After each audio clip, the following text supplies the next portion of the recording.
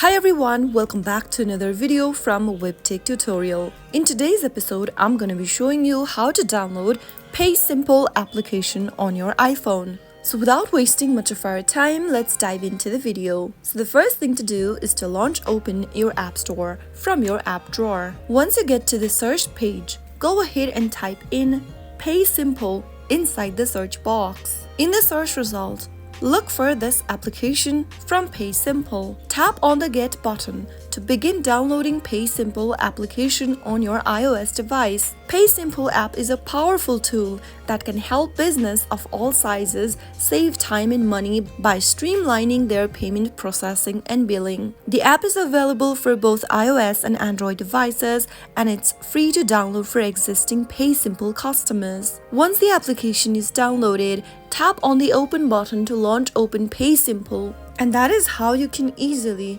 download the PaySimple application on your mobile device within a couple of minutes.